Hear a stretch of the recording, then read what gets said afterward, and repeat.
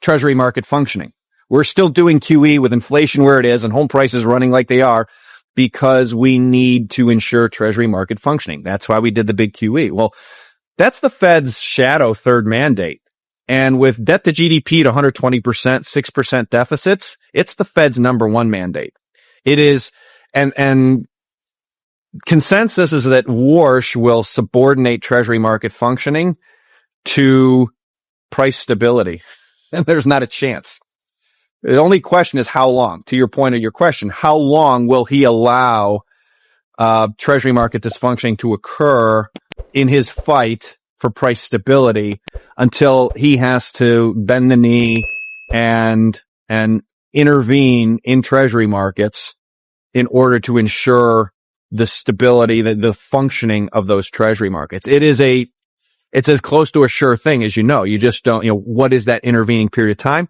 It has to be short by definition, just given the leverage in the system and the centrality of treasuries as collateral. So that's really important as we look forward, which is China has more leverage than we acknowledge right now. I think we're acknowledging they had more leverage in the past, but there's still this view that, they don't have the leverage now. And I think what I mean by that is what is China going to do is going to kind of determine. And I think on some level, it is in China's interest to extend this as long as they can keep oil prices and supplies relatively high enough supply, low enough prices for them. Because ultimately, the U.S. getting stuck in another quagmire is good for China. I think, you raise a great point, right? We're restarting this thing, and we used to play street ball, right? The car go by, game off, game on, right? It feels a little bit like that, and we've got all the same issues, except we're starting from lower global stockpiles of oil and other commodities. We're starting from a higher baseline inflation. We're starting from higher baseline yields. We're starting from tighter global supply chains, slower U.S. and Western economy relative to, say, 3 months ago. And so the rates story to me is a big one. I think rates are going to keep moving higher until something breaks. And I don't know if that's going to be in the U.S. I don't know if that's going to be in Japan. I don't know if that's going to be in the U.K., if that's going to be in the EU, Germany, French yield. Western yields are all rising. The only guy whose yields aren't rising is China, of course, right? When you look at 10-year yields, they're just doing fine. So what will break? I don't know. To me, maybe the most variant perception, or one of them that we have, is that whenever something breaks in the equity market, probably, I do think you'll get long-term Western yields to drop for a moment, 5 days, 10 days. Conventional financial wisdom says that during severe equity sell-offs, investors rush into safety, pushing sovereign bond prices up and yields down. That classic dynamic has broken down. Since 2020, flight to safety rallies in U.S. Treasuries have gotten shorter and shorter, quickly flipping into sharp yield spikes even as stocks continue falling. When equity volatility surges, leveraged investors end up forced to sell off their liquid Treasury holdings just to raise cash, meaning bonds stop acting as a safe haven and start selling off right alongside stocks. This dynamic turns what would otherwise be minor corrections into broader systemic shocks, exposing just how fragile the underlying financial plumbing really is. And if we're lucky, 3 weeks, but then they're going to stop going down and they're going to go up even faster as equities fall. And that, to me, is when the real crisis starts. I think we're still thinking traditional sort of crisis of, hey, yields are rising, that's a problem. Eventually, they're going to break something. Equity prices are going to fall, and then bond yields are going to come down. And I see this view over and over and over. And that's not what's going to happen. And it's fascinating to me because consensus still think that's going to happen, even though what I described has happened over and over and over since 2020, right? We had the COVID crisis, 10-year yields down, then all of a sudden they stopped going down, they started going up really fast. 2022, Fed tightens rates, we start to have an issue, long yields go up. 2023 in the SIVB and Signature Bank, yields went up at the long end. Fall of 23, yields went up at the long end. 2024, even in Liberation Day, long end yields went up. They went down for like 2 days, and then they took off as equity markets fell. And even if we go back to when the Iran war started, there was an overwhelming view held by many that 10-year yields were going to go down on a flight to safety. And I was very vocal. You can go find the old X posts, etc. Like, there's no way they're going down. They're going to go a lot higher. And we're up 70 basis points since then. And I think that is the biggest variant perception that is out there. Yeah, my view of the yield pain threshold is about the same as yours from earlier. So 4.4% for a while. You could see it like clockwork. 4.4, they back off. 4.4, we get a tweet from Trump. And I agree, they've allowed that to rise to 4.65, 4.7 for the moment. Historically, over the last several years, anywhere from 4.6 to 4.8 up to 4.9% on the 10-year has been a problem area. And so I think that is still the case. If only because our debt levels are higher. Besant's 3 arrows program is in the toilet. He's going to get none of his 3 arrows as a result of this war. And that makes us more sensitive to 10-year yields, not less, in terms of the deficit, etc. Whenever 10-year Treasury yields cross certain pain thresholds, fiscal and monetary authorities step in to push them back down. But those repeated interventions come with a hidden cost, a steady erosion of U.S. policy credibility. Historically, foreign demand for treasuries was anchored by America's geopolitical and military dominance. But cheap asymmetric threats, like low-cost drones challenging traditional naval power, suggest that old model of global protection and enforcement is weakening. Every time policymakers step in to cap rising yields and shield federal debt from unsustainable interest costs, it chips away at global confidence, the kind of systemic backing foreign investors used to just assume was there. Is there a moment where the genie comes out of the bottle? Look, they can control yields as much as they want. It's just an issue of what's the dollar do. And ultimately, when they choose to either back off, the challenge in backing off enough times is they're eroding their credibility. And I know when you say that, there's a whole slew of a whole chorus of voices that will jump on you in the media and on social media to say, oh, you're anti-American, but that's a fact. Every time they are backed down, they are eroding their credibility a little bit, a little bit, a little bit. And that doesn't matter until it matters. That's going to matter all at once. And so that has implications in the longer term for long-term treasury yields in the United States, because real politic of it is historically, people don't like to admit this, but part of the military's job has been to threaten people into buying treasuries that maybe don't want to buy treasuries. And so to the extent that the protection racket breaks down because you keep demonstrating that you cannot take pain over 4.6 or 4.7% on your 10-year yield, you keep demonstrating that your most powerful navy in the history of the world, which is true, keeps getting stood off by missiles and drones, which are very cheap and easy to mass produce, you're eroding that underlying first principle dynamic that we've heard so many times in our careers, which is ultimately the U.S. military backs the treasury market and the dollar. And so you have this backing off. That's sort of a bigger picture, not even threat, but just first principle issue.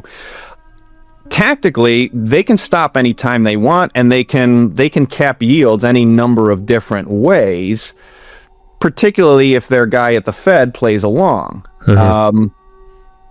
It's interesting. If Warsh won't play along, it starts to be much more problematic. And so if Warsh decides this war is not a good idea and decides he wants to run monetary policy in a way that forces the end of this war, he can do that. That'll be really interesting. So that to me, when I think about where can yields go, will it get away from them?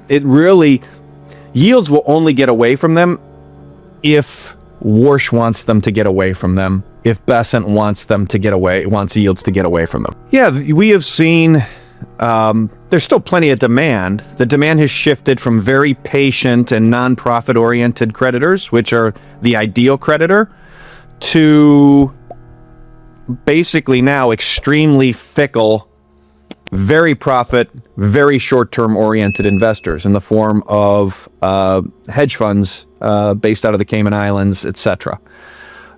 You go back to 2014, global central banks stopped buying treasuries on a net basis in 2014. Their holdings of treasuries are actually down on a net basis over the last 12 years. So your big patient creditors, they're gone, and they've been gone for a long time. That has been papered over in the intervening period by regulatory changes, such as 2014 U.S. change so that the treasuries were classified as high-quality liquid assets for banks and increased bank regulatory capital requirements to hold treasuries. And banks bought a ton of treasuries. Then in 15 and 16, there were changes to money market fund rules in the United States, mandated by the SEC, whereby private money market funds holding non-treasuries, municipal paper, commercial paper, whatever, they would not get backstopped in a crisis, whereas government money market funds would. Massive shift out of private money market funds into government money market funds. It was effectively a form of QE, if you will. It raised rates on the private sector. It was a crowding out. The U.S. government crowded out the private sector in short-term money markets to deal with this lack of demand. Then you had in 2018, Trump in his first term changed tax rules to give treasuries more favorable status to U.S. pensions. When market volatility spikes, institutional risk managers enforce strict capital preservation rules, pushing hedge funds to rapidly cut exposure across every asset class. Because these funds also hold heavily leveraged treasury positions to run basis trades, selling off equities forces them to simultaneously dump their bond holdings too. That forced selling floods the market with debt supply right when panic is highest. So treasury yields spike at exactly the moment stocks are falling. That sets off a dangerous feedback loop. Higher yields deepen the stress, which triggers more forced selling, which accelerates a liquidity crunch cascading across global markets. Who bought more treasuries? Starting around 2018, you saw a significant uptick in the treasury basis trade, the hedge fund base, where you're shorting futures and you're buying spot cash futures, and you're doing this on massive amounts of leverage. And so you can see that the biggest marginal buyer of treasuries, biggest marginal foreign buyer of treasuries, since 2018 certainly, but really since 2014, has been what we call the ULICs, UK, Luxembourg, Ireland, Caymans, Switzerland. So UK, hedge funds, private sector. Luxembourg, tax haven. Ireland is an American tax haven. That's not really a foreign holder. Those are U.S. corporations. Cayman Islands are primarily U.S. hedge funds.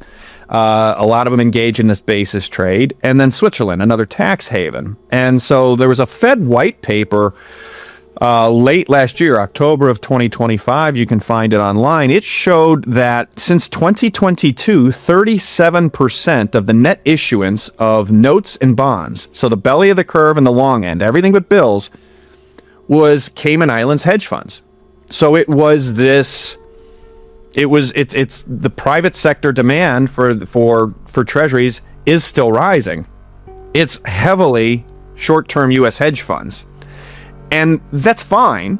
There is a trade-off to that, though, which ties back into my prior point about whenever yields do get too high and we have a risk off in equities, you're going to get a momentary drop in long-term treasury yields, and then they're going to take off like a scalded cat like they did in 2020, 22, 23, 24, and 25. And we know this. It's a certainty. And the reason it's a certainty is because 40% nearly of the notes and bonds bought since 2022 have been bought by hedge funds. on high leverage to some extent, because that's what the basis trade is. What that means in plain English is if you have a pickup in volatility in equities, the first thing the risk managers do at these hedge funds is once vol gets too high in equities, they get flat. They sell everything. They take down vol across the book. Well, if equity vol rises, they've got to get flat across the book. They've got to reduce leverage across the book. Well, they turn sellers of treasuries. The biggest buyer of treasuries over the last 4 years turned sellers as equity comes. And we've seen this over and over. And so in the short run, that drives yields up and a risk off and keeps it going, because the higher vol goes, it feeds back on itself. Higher yields and a risk off. I got to degross equities more. Equities, degross more. Equity vol up. Equity vol up. I got to degross everything more. I got to degross more treasuries. Rates up. And we've seen this playbook happen multiple times until essentially U.S. regulators, U.S. policymakers cry uncle and inject more dollar liquidity any number of ways. And we've seen that any number of ways. 2020, it was with massive QE, $600 billion a month in the crisis. 2022, it was at the end of it, Yellen coming in and weakening the dollar at a 40% annual rate between October of 22 and February, March of 23. And also later in 23, it was her shifting issuance to the front end and running down the reverse repo, which was effectively just delayed QE that she had control over. Then you saw her do Treasury repurchase programs for the first time in this country in 24 years in the second quarter of 24. Bessent criticized the whole thing, became Treasury Secretary, and promptly doubled the rate of Treasury buybacks that she was doing. Again, mostly focused on shift from long end to front end. So you can see all of these things. When I describe this process to my friends in emerging markets or that have traded emerging markets, they're like, this is just an emerging market debt crisis with the American flag pasted on the top. And that's fine, but that just has implications for asset allocation, inflation, etc. We've seen this over and over. Since 2021, I've used a phrase that Jerome Powell coined, which was Treasury market functioning. We're still doing QE with inflation where it is and home prices running like they are because we need to ensure Treasury market functioning. That's why we did the big QE. Well, that's the Fed's shadow third mandate. And with debt to GDP at 120%, 6% deficits, it's the Fed's number one mandate. It is, and consensus is that Warsh will subordinate Treasury market functioning to price stability. And there's not a chance. The only question is how long. To your point of your question, how long will he allow Treasury market dysfunctioning to occur in his fight for price stability until he has to bend the knee and intervene in Treasury markets in order to ensure the stability, the functioning of those Treasury markets? It's as close to a sure thing as you know. You just don't, what is that intervening period of time? It has to be short by definition, just given the leverage in the system and the centrality of treasuries as collateral, etc.